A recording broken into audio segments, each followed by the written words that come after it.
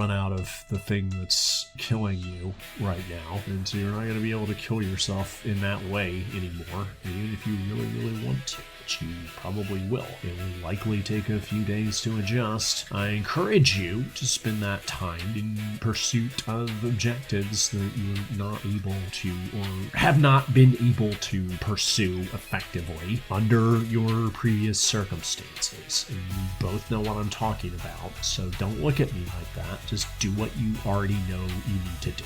How to stop being self-conscious? I was gonna say, stop being yourself. Stop being yourself! I did. I said it twice. 2 different contexts. But that's really all you need. If you stop being yourself, somebody might still be self-conscious, but it's not going to be you. And when it's not you, it's not your problem. It's somebody else's, and that makes it hilarious and kind of wonderful and magical and something you can feel good about and celebrate and toast to and say mazel tov and shoot fireworks, hook up and get wasted, get your drink on, get your smoke on. It's all good. You don't exist anymore. Nobody has to pay the bill. Nobody has to do anything. It's all over. It never got started. There is no you, so throw yourself a party. God damn it. There is no you, but you got a nice ass. How does that work? Anyway.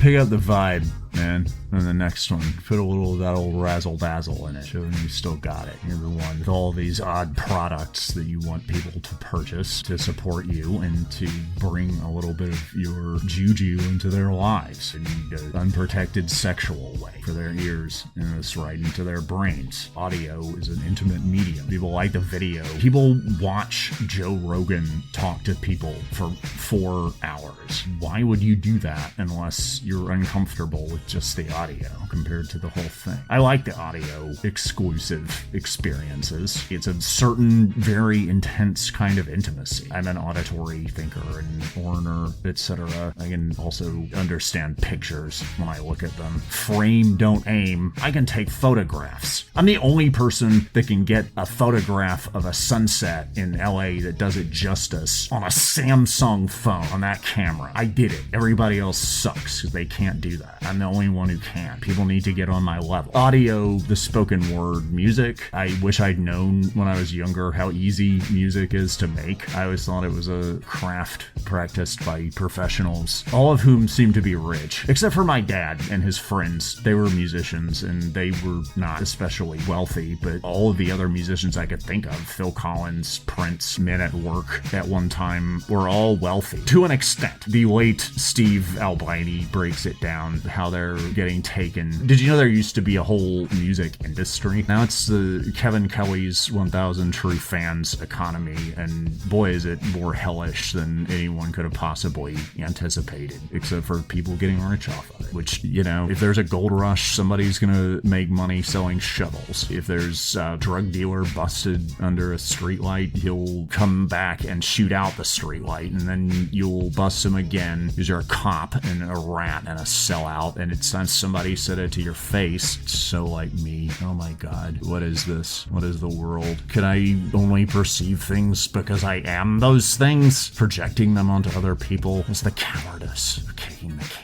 On developing myself, growth, healing. Who is this mage, this muse before me, my teacher? I would bow before you and lick between your toes if I thought that's what you wanted. I think we both know what you want. You're gonna be not running the show because you always have to make decisions. Your life is full of choices and responsibilities and zero-sum games that you have to play. You're a hustler and that's beautiful and you have a heart and you maintain those things, and that's a lot of hard work, and you're not gonna have to worry about that in a little bit because I'm gonna take it from here. You're gonna take it as well. If you beg for it, if you look me straight in the eyes while I give you a good smack across the face, and not a Hollywood smack. I've received your feedback and I've taken it to heart. Do you want the real deal? The full production? It's coming, and that's far from the only thing that's coming in that situation. I'm gonna use you however I want. You're gonna love it. And that's the explanation for all of the previous content. Amen.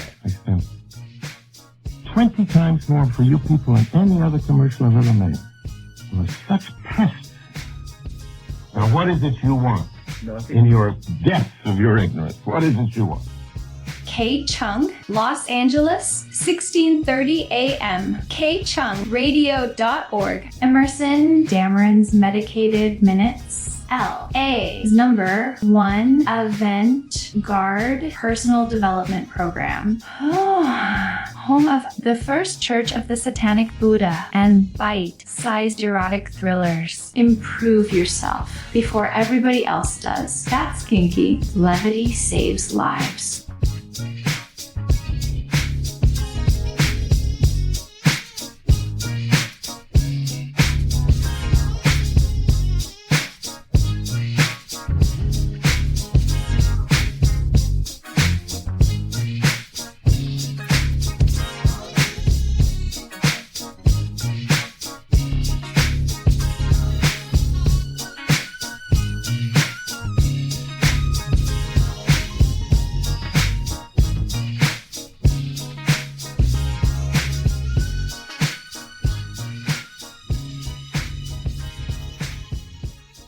Oh, darling, you simply must let me tell you about poor James. Well, that's what he went by when I knew him, though he later insisted everyone call him Jay. Apparently James wasn't edgy enough for his artistic vision. He was this absolutely fascinating creature I sort of adopted last summer. You know how I have such a weakness for helping lost souls find themselves? I found him spinning at this frightfully underground warehouse party in Hackney. The kind of place where the bar doesn't even serve proper cocktails, just warm gin in plastic cups. But there was something so raw about him, unpolished, like a diamond that just needed the right person to shape it. He was wearing this absolutely tragic faux vintage leather jacket that was clearly from Topshop, but I saw potential. I let him take me home that night to show him what real culture feels like, you understand. His flat was this dreary little space above a kebab shop, but I found it sort of anthropologically fascinating. He had all these vinyl records displayed on his walls, and I didn't have the heart to tell him that half of them were rather obvious choices. I mean, who doesn't own Unknown Pleasures? Just in the last week, in Camden Town alone, I've seen the t-shirt in at least 5 different languages, but I did manage to ease him in a bit, started bringing him to all the right parties, introducing him to actually important people, even convinced Daddy's friend Sebastian to let him DJ at Annabelle's, though that was a bit of a disaster. Apparently, experimental noise artists don't understand the concept of reading the room. He did have this charming way of making everything seem terribly urgent and passionate, always calling at 3 a.m. about some absolutely vital party we simply had to attend, or some mind-expanding substance we had to try immediately. And yes, fine, I may have helped him out with rent once or twice, but only because he was on the verge of this enormous breakthrough. He had all these connections in Berlin, you see, very underground. Very next wave, the sex was, well, it was rather like performance art. Lots of brilliant ideas, somewhat slipshod execution. He had this thing about filming everything for his video collage about loneliness or whatever. I'm sure it will be terribly avant-garde when it comes out. If it comes out, he took his laptop with all the footage when he left for Berlin. Or was it Barcelona? His note was confusing. I assume pump and dump refers to one of his crypto scams, right? Oh, and he borrowed my grandmother's vintage Cartier watch. For good luck, apparently. I'm sure he'll return it once he's established himself. I did make it clear I needed it back. I do hope he figures himself out, poor thing. He had such potential, even if he didn't quite know what to do with it. I mean, yes, he might have borrowed quite a bit of money, and yes, perhaps he did sleep with Arabella the very night after I introduced them at my gallery opening, and fine, maybe he did use my contacts to book several gigs he never actually showed up for. But that's just how these artistic types are, isn't it? They need someone sophisticated to guide them, even if they don't always appreciate it. I should probably unblock him on Instagram, actually. just to check if he's posted anything about the watch. Or about me. Not that I care, obviously. I just think it's important to maintain connections in the industry.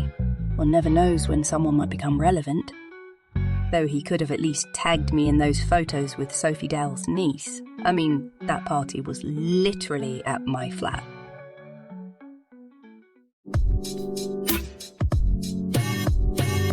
Power dynamics. The truth is, power is hot, and imbalances of power are hot. Some people will always screw their TAs in the Iowa writing workshop so they can write novels about it, because that's the kind of seesaw power dynamics that people love. Comfort, it will be necessary for people to feel safe in relationships, but friction, polarity, conflict, those are necessary for the sparks and the smoke and the fire. That's how the meat sizzles. It depends how real the power dynamics have to be. Part of what the kink community does is kind of postmodernize power dynamics, where it's all a bit theatrical and very well thought out and thoughtfully consented to. Will that work for everyone? I would not think it would if it was implemented by force. It's hard to imagine how people would evolve into that. I think some people are going to want the real thing.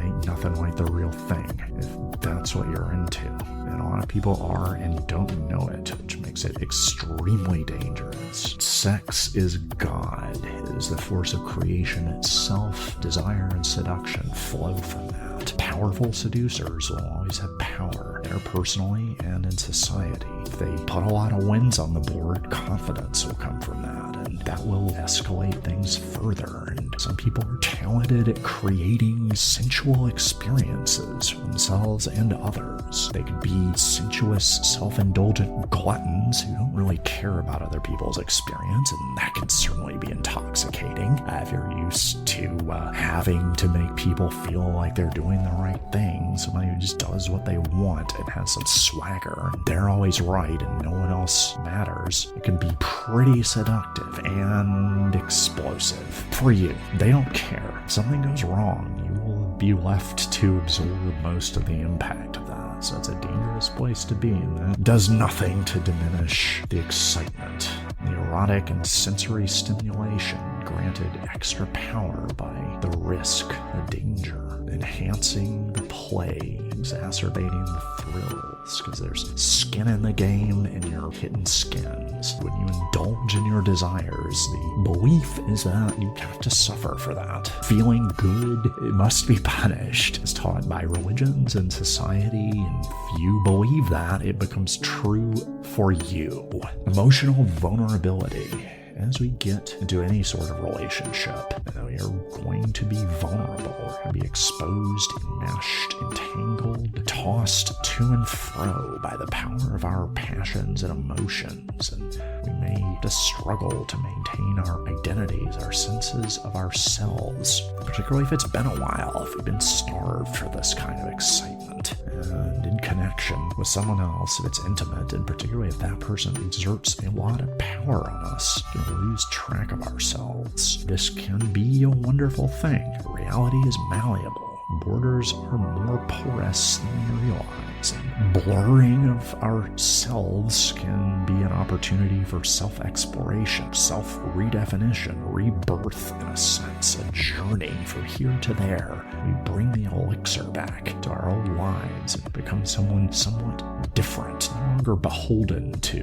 nostalgia of the people around us. But that requires confronting our own limitations and finding out we are not who we thought we were. We are not the people that we became comfortable with, and we have to surrender ourselves to experiences that will change us, redefine us, and in relationships, that means surrendering somewhat to the thrall of another person who's not perfect and may not know what the hell they're doing, may be openly malicious. That might actually be better. On the whole, malice is less dangerous than incompetence. When combined with the Dunning-Kruger effect, there's nothing worse than a bumbler who thinks he's a villain, or she. Although women are getting really good at villainy. I don't know if you've noticed. It's in the air. It's in the zeitgeist. This kind of passion, excitement, particularly when we're likely to bestow some of the credit for our own experiences and who we are becoming on another person. It's much like an addiction, something we can feel dependent on. We can freak the hell out when it's pulled away. And the kind of people that create these experiences are good at push-pull dynamics, whether they know it or not. They could be doing it by accident. They could just be selfish. But the effect is that they drive us nuts because it's hot and cold, yes and no, in and out, up and down. And it can be addictive. And the addiction can encroach into other areas of our lives. We can be on top of the world one moment, trudging around through the slush in Chicago in February. Our socks are wet, but we don't care because we're in love and we're making a 2 a.m. booty call like a volunteer fireman. And then the next day, when we don't get that call back, it can make us want to kill ourselves. And we can question, is this sustainable? Obviously not. Will this survive a real grown-ass, grown-up relationship? Probably not. Most of those are terrible, and even the good ones tend to end poorly. I was told by a psychology teacher that I had in high school that 10% of people could be happy with any romantic partner, and the remaining 90% will never be happy with any romantic partner. I don't think that's scientific, but I don't think I'm in the 10%. I used to think that. I tried to be, but invested in my personal growth. My plan was to bring it on home and enrich my relationship. And at one point, my then partner confided in me that she didn't like the personal growth stuff I was doing. She was afraid I would become self-actualized and realize that I didn't love her anymore. I was trying to become self-actualized for both of us. She was obviously not interested. It was more prescient than I think either of us realized. We are alone, ultimately. And the more we evolve, particularly if we are extreme individuals or we go our own way, it will be lonely. You'll feel isolated. You might be rejected by people that have a certain image of us that is no longer accurate. It doesn't fit. It creates conflict, and we could alienate people. They could alienate us. You could think they were backing away, and we could cling to them when really they're the ones that are pissing us off. It'd be like a mutual dropping, and no one really knows. And both people kind of feel guilty and kind of feel ashamed and also kind of feel slighted and disrespected and abandoned. It's very confusing, and having an honest conversation about it, particularly after some damage has been done, can be very difficult. If you're lonely to begin with, and you have an intense connection with somebody that really changes everything for you, that could be your escape from your solitude, your loneliness, everything that stoked the flames of your existential horror or made you feel like you were freezing to death, could drive you a little bit nuts, because nothing makes you more insane, bonkers, than getting what you want. It's often the worst thing that could happen.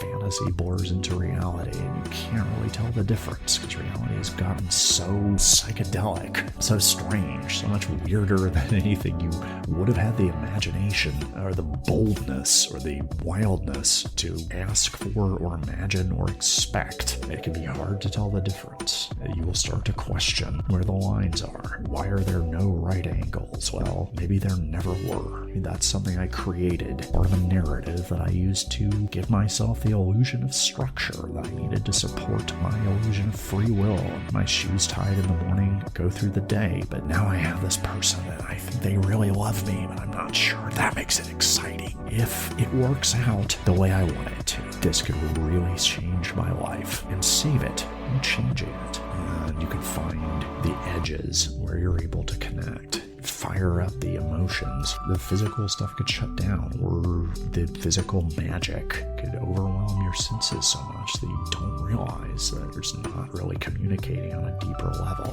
You could get really invested in what you think someone else is, and then after a while you realize that you just weren't really communicating, and you don't know this person. They They don't know you. It's really challenging, and at best, when people over-communicate, and when people genuinely love each other and have each other's best interests at heart, things can go awry. And when it's escapism, it results from pain, from flight, from the way things were before. When it becomes a vector for personal struggles, insecurities, and that quest for redefinition has a certain desperation to it. Because you don't really know what you want. You just know you don't like this. You gotta get out of here. And you can go a little bit crazy, but ultimately you have to reckon with it. The only way out is the way through, not around. To confront who you are and your emotions, who you thought you were, and the difference between that and who you turned out to be, and all the rest of it, all of your disappointments,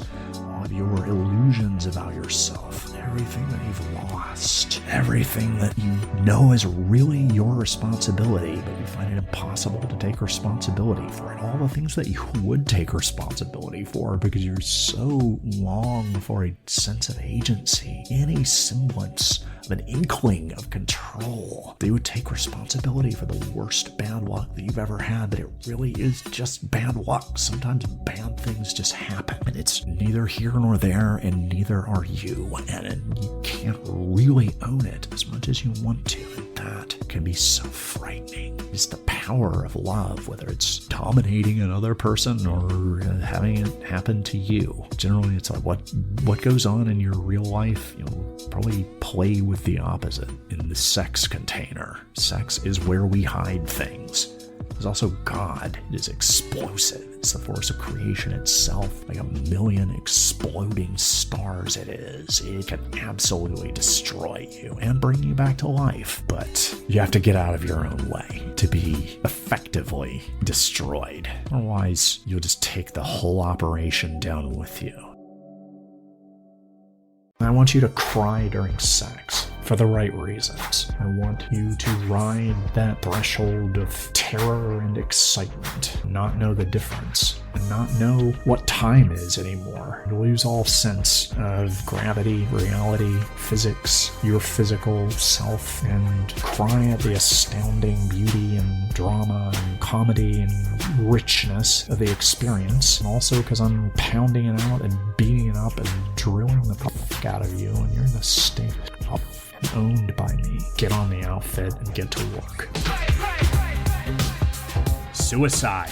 You really haven't lived until you've at least thought about suicide. It's the one philosophical problem that really carries in weight. Life is pretty meaningless if you don't go around with death stapled to your forehead. And once you figure out that that is in your control, at least to some degree, you always have that ace in the hole. You got that cyanide capsule in your pocket in case you're cornered by the black dogs and the goons. The badness of civilization come to track you down and punish you for daring to color outside the lines. You're punished for that deeply into adulthood. You always have the sanctity of your own mind, but eventually it gets lonely in there, and you're going to want to get out. You're going to want to get rid of yourself, your internal monologue, your self-concept, your awareness that you exist is your biggest problem in life. It's the one that follows you around. It's perennial. The truth is, there is suffering in life. Life is suffering. The Buddhists are correct about that. There is suffering that is more bad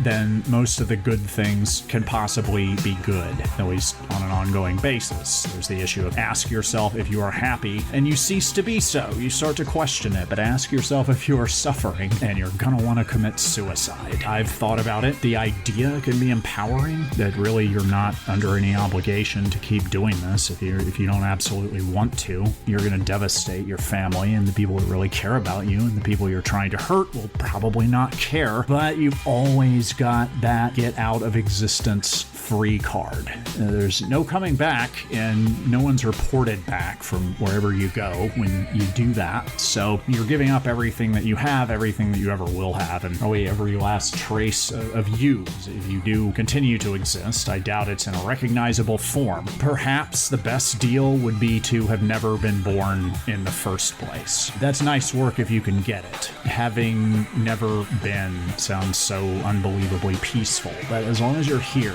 you're gonna die anyway. You will join the choir invisible. I don't necessarily see the point in auditioning ahead of time. If you are, and I think depression in some cases can be a terminal illness, I'm not gonna take that away from you. If you want to kill yourself, do I support that? I don't know. The idea of it can be very powerful and really put things into perspective. I think it's the one philosophical problem that matters.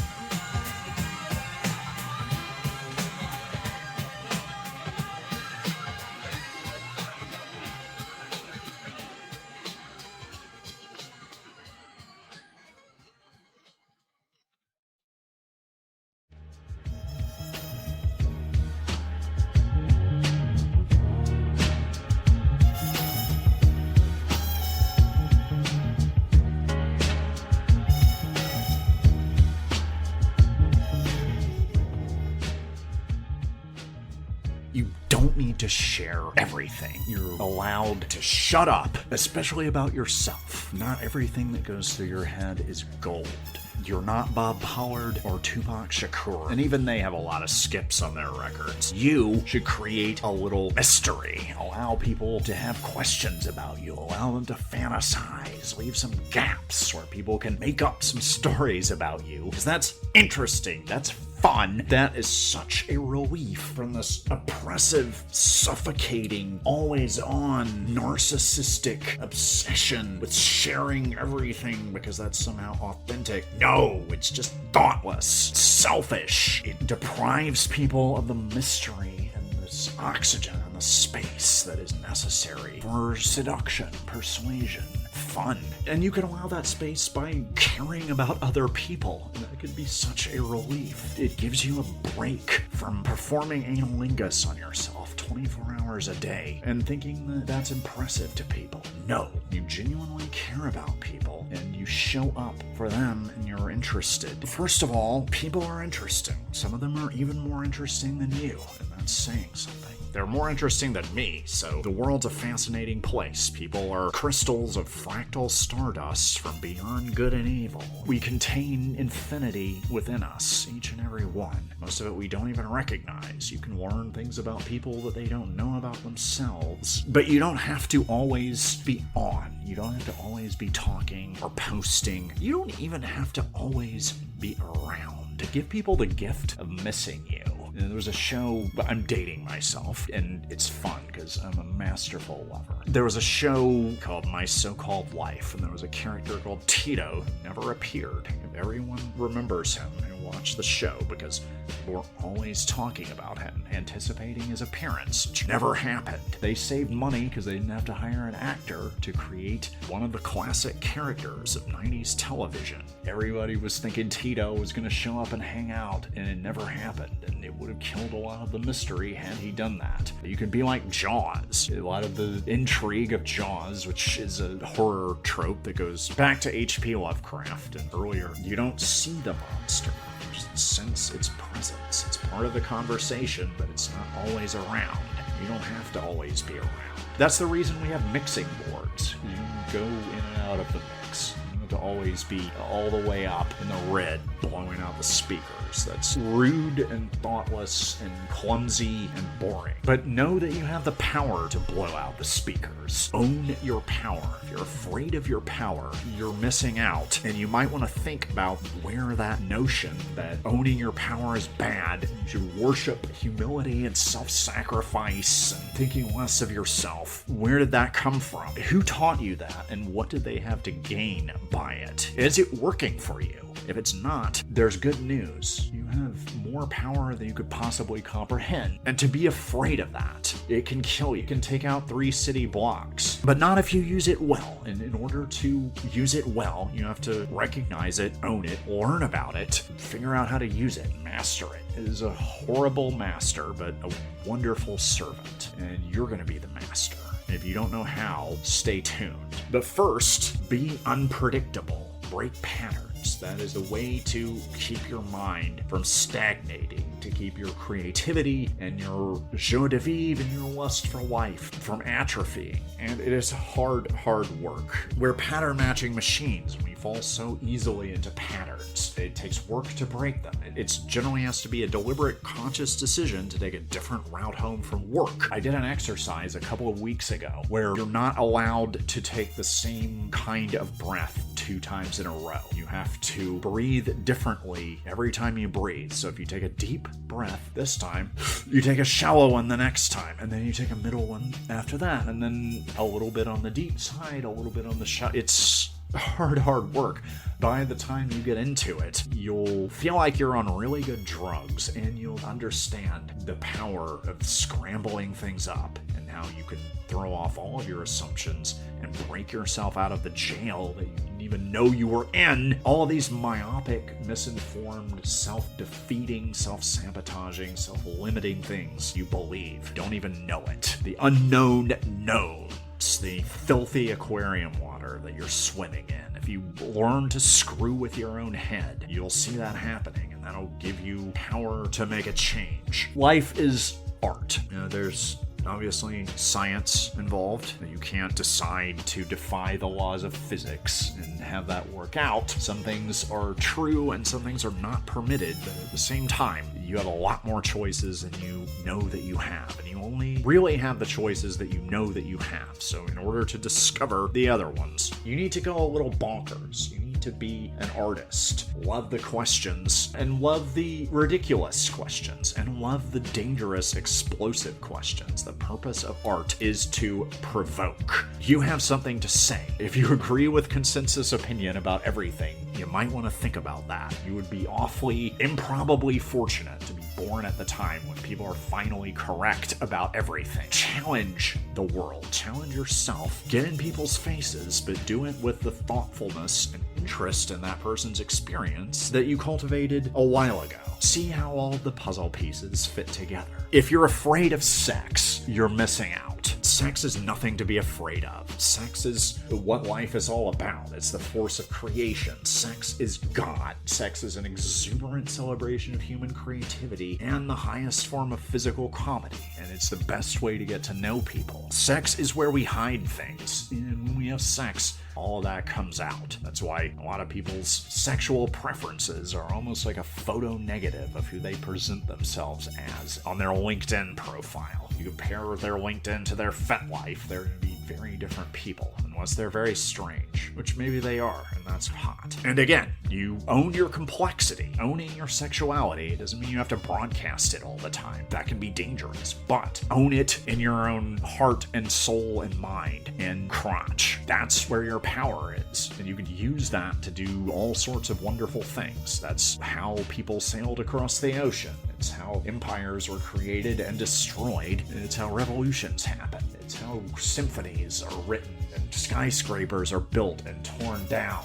It has the potential to save the world. You have to own it first. If you're afraid of your own sexuality, if you think there's something wrong with that, it's gonna creep into other parts of your life, and it's gonna absolutely destroy you, because you're gonna get really kinky and weird in areas like declaring war or suing people or doing other weird things. No, bring it back into the bedroom or the dungeon, or perhaps on the roof under the stars, perhaps in the pouring rain. That's for you to discover. But first, you gotta own it. You are a sexy MF, and there's nothing wrong with that. There's everything right with that. Own it. Grow up. You're an adult. Adults have sex. That's what we do. It's pure joy and exuberant catharsis, and it may be our last hope for redemption. Don't miss out. Your life is pretty empty without that. You're gonna fill it up with really, really gnarly stuff. I'm just telling you now. Like, you don't want to see that happen. You're an adult. You're allowed to get crushed out and hot in the crotch and have brutal, mutually degrading, explosive, ecstatic,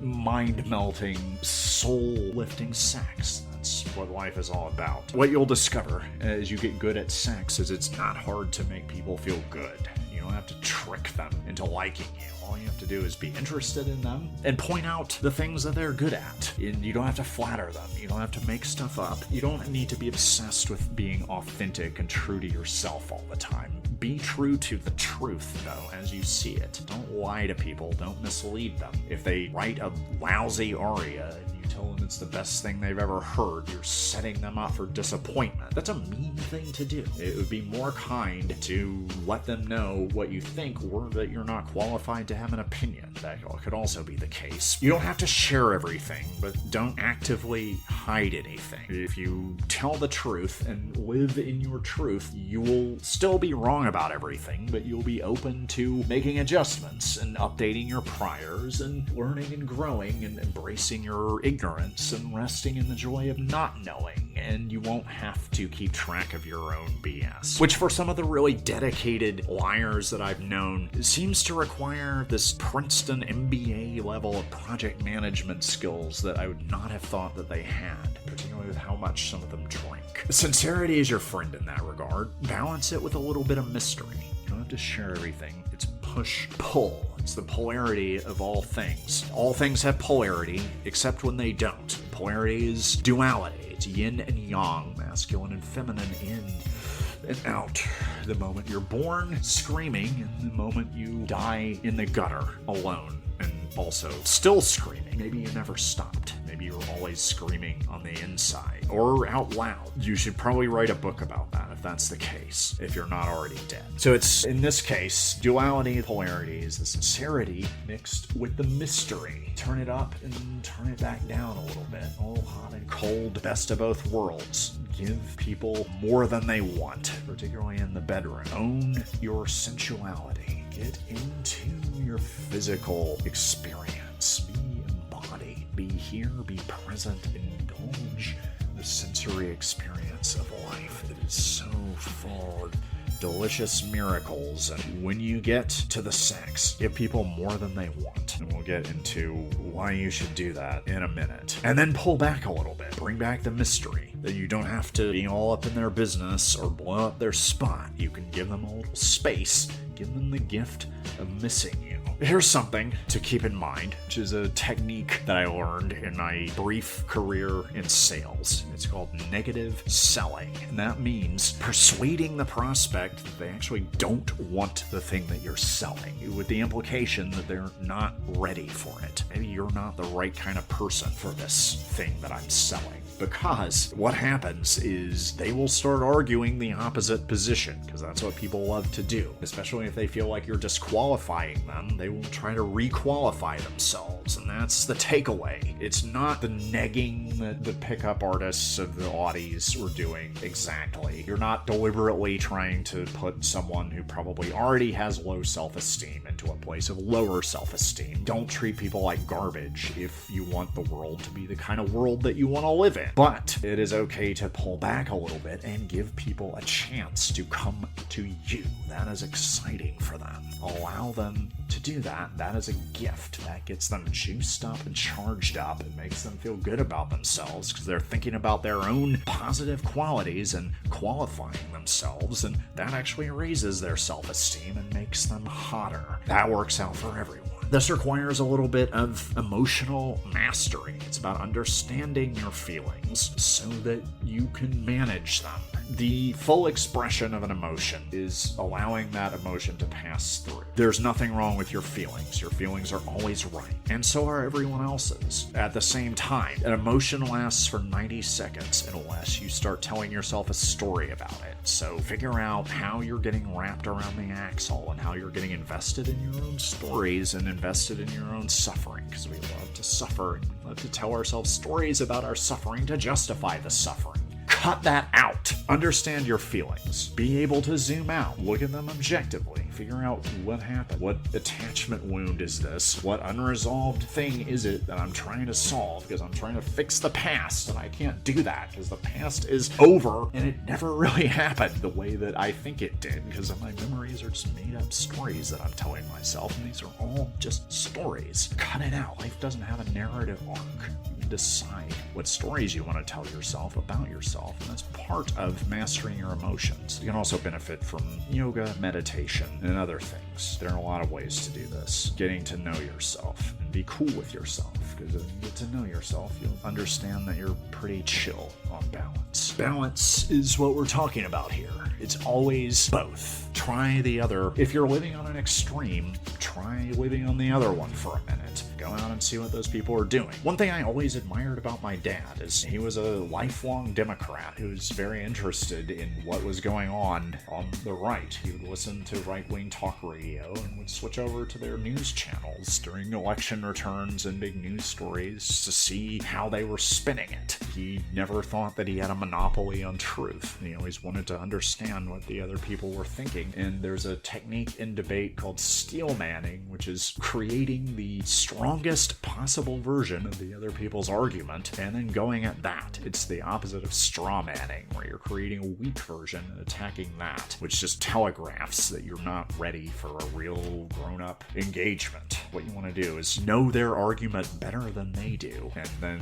destroy it, and be able to do that from both sides. People love extremes, especially in this country. It has to be one thing or the other, and it has to be all the way one way or the other. The more extreme you are, the more attention you get, because people like it when you're wrong in exciting ways. Everyone's always wrong about everything, and people that are wrong in the inflammatory, explosive ways, cheap provocation. There's nothing artistic or really creative or built to last about it. Don't do that. Nobody has a monopoly on truth. Good ideas come from everywhere, as the philosopher Ken Wilber says. No one is smart enough to be wrong 100% of the time. And that means if you're on the dominant side, understand vulnerability and submission. Understand what's exciting about that. Understand subspace, etc. Because as a master, as a sadist with a heart of gold, in my case, I love to inflict pain, and the more I understand somebody's experience, the more pain I can inflict. It's a responsibility, because I also have to take care of that person, and that involves knowing things about them that they don't necessarily know about themselves, and I have to make it exciting for them,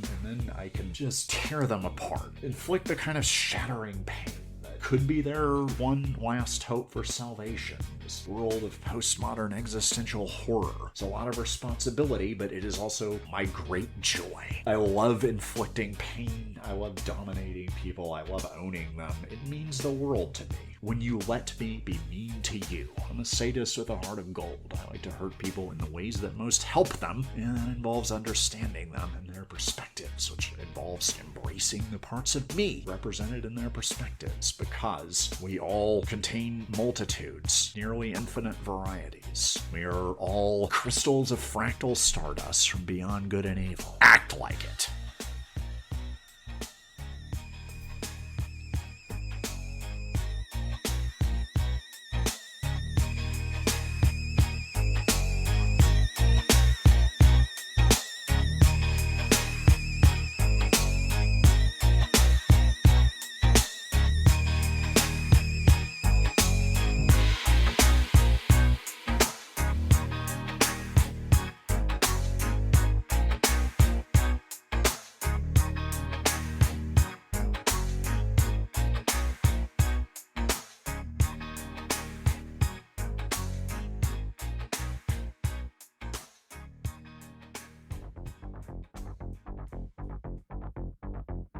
This is Ask a Sadist. Our question today is one that I've received repeatedly, rarely in good faith, I would assume, not having direct access to my interlocutors in most cases. The question is, Dear Sadist, do you support the subjugation of women? That's not a serious question. Of course, I support the subjugation of women. I believe it should be optional. I support every woman's right to be subjugated. The world is a horrifying place, and one of the things that makes it horrifying is the amount of control and responsibility that we are expected to have, and that has increased for women, and I'm glad that option is available. I think any way you want to punish yourself and suffer and destroy your life should be available to you, especially if you can hurt others in the process, which certainly as a boss, you certainly can. That requires the option of being beaten down to contrast for that. You need a place to lose control. The right to not be subjugated implies the right to be subjugated. In my book, it's not a right, it's a privilege. I think that only certain women are qualified to be subjugated, at least by me. What I do does not work on submissives who are weak. It only really works if you truly believe in yourself and you have developed self-confidence, more than that, integrity, and you truly want to be subjugated. You know what you're getting into and you are able to get a lot out of it. In many cases, our sex lives are almost photo negatives, the professional, social, coffee clatch selves that we present to other people. And as women are more expected and tacitly required to present themselves as being in control at all times, I believe creating alternatives, e.g. the option of being subjugated by a loving dominant or a sadist with a heart of rugged gold who certainly has your best interests at heart, appreciates the complexity of the human condition, and knows that you are not who you are when you're in a headlock being put in your place. Your place is somewhere you can go when you feel like it. It's a place you can rest. It's a place you can fall apart, lose control, go a little bit insane with someone you trust to take care of you as that happens. Of course, I support the subjugation of women.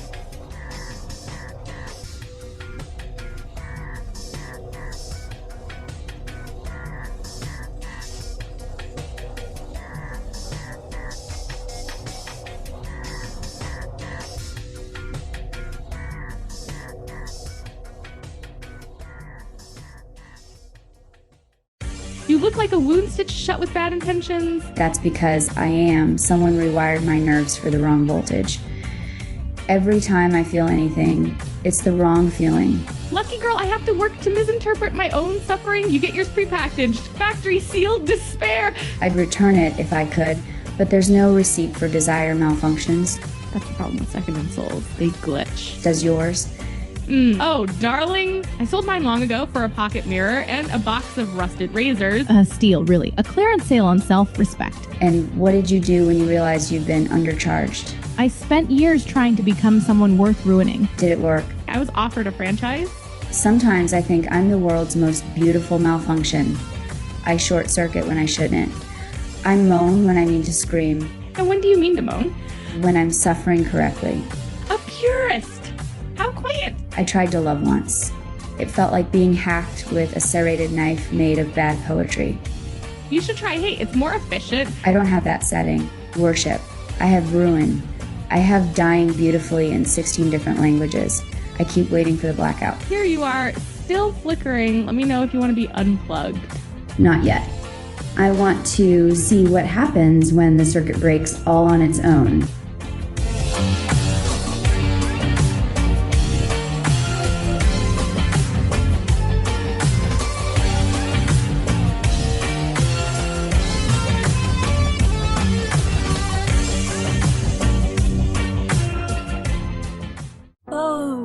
Darling, my glorious whirlwind descent into high-stakes passion deep in the maw of madness began, as many such things do with a man who existed in the rarefied air of the truly untouchable.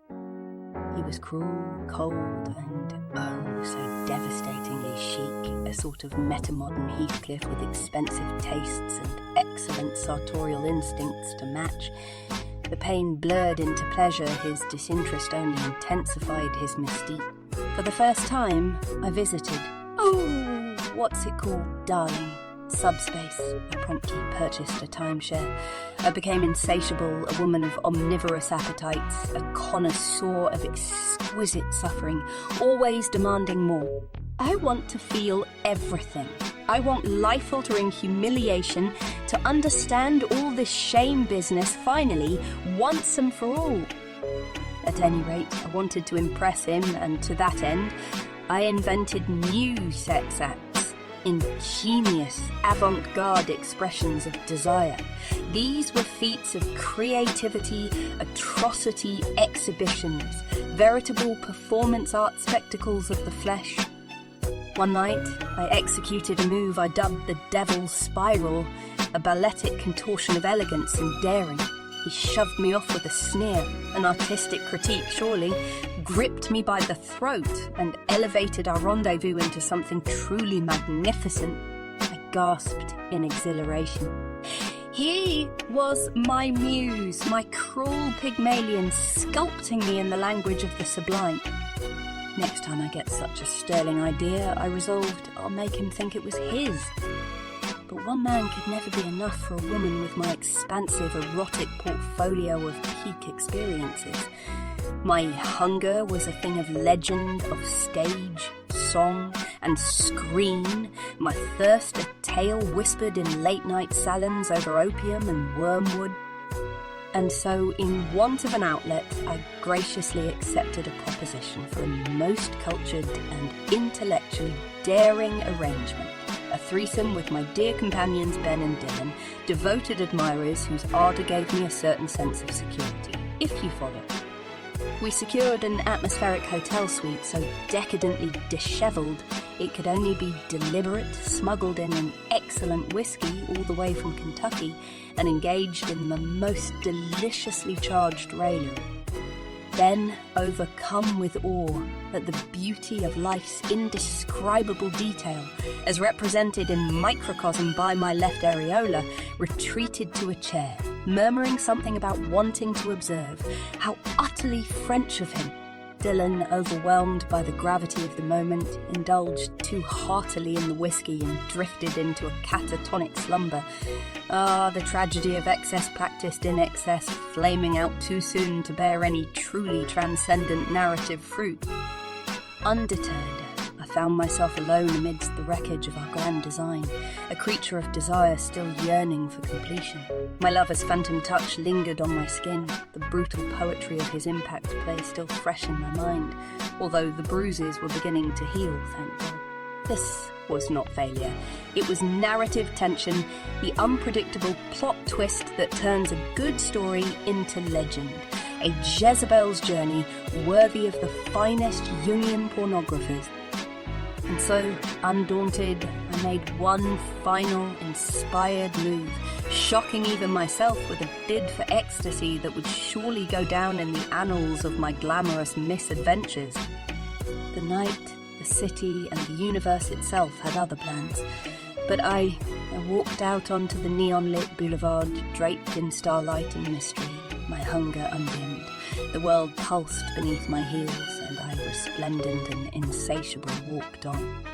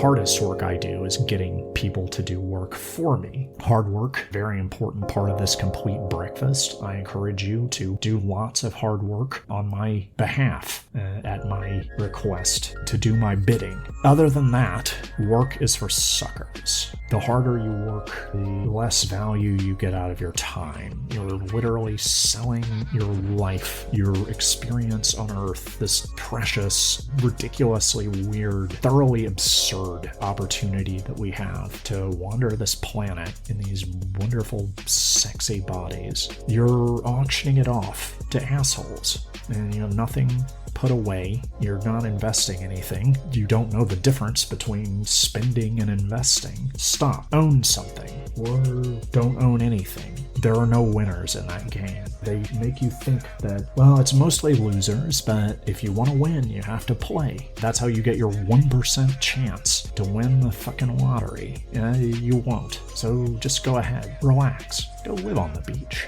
In a van. Nothing wrong with it. You'll still get laid a lot. Maybe not have a relationship, but that's the mother of all win-wins. Coming all the way back, art is one of our two great hopes. Art, creativity. You know, it's hard when you're not getting laid. You get touch hungry, and sex is a part of adult life, and it's great, and it's a huge priority for me, and when I'm not having it, I don't like it. But there's something you can do with that energy. It's called sex transmutation. You just sit basking, soaking, sizzling, boiling in your own just pure molten horniness. Channel that lightning into a piece of art, a piece of creative work. I happen to think performance art is where it's at in terms of saving this sad sack, ridiculous species. We've been out of our bodies for too long. I don't think the world needs products. I think it needs experiences. It needs vulnerability, genius, the kinesthetic element, pictures, sounds, and feelings.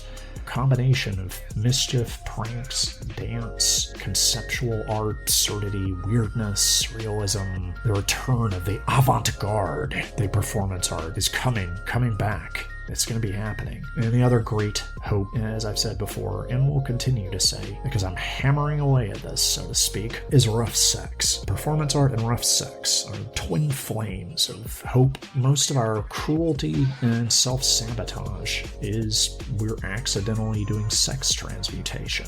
We're channeling our sex drives, which are freaky and fucked up and warped, into our behavior outside of the bedrooms or the alleys or the coat rooms, the closets, the dungeons, the fuck lounges that we really should be in. Become the highly competent sadists and masochists in the context of kinky, rough sex that we know we can be. We won't have to hurt each other's feelings or go to war anymore. We might get rid of road rage. We might be a hell of a lot happier. Rough sex can save the world. And performance art, they go hand in hand.